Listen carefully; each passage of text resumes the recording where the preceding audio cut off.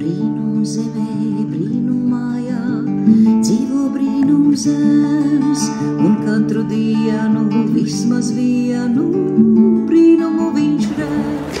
Ziemassvētku brīnums mīt klusumā. Lai mums visiem izdodas apstāties, ieklausīties un noticēt. Ziemassvētku laikā sadosimies rokās, saslēgsim sirdis un domāsim gaišas domas.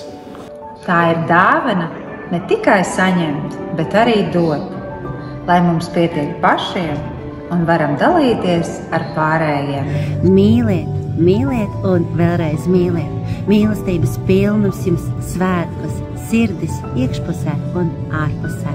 Kad eglīti mēs izrotāsim un sveces mirdzēt sāks, pie durvīm klusi pieklāvēs un Ziemassvētki nāks.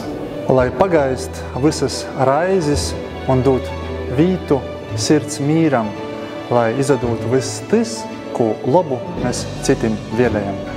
Lai brīnumainais Ziemassvētku laiks nes mums veselību, enerģiju un radošu garu, jaunajā gadā veidot spēcīgu un drošu Latviju.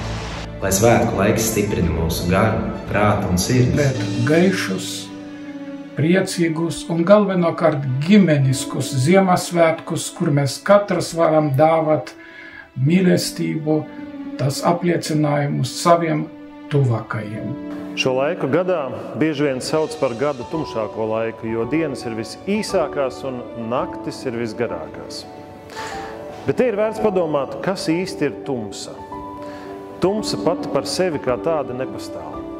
Tumsa ir tikai gaismas iztrūkums.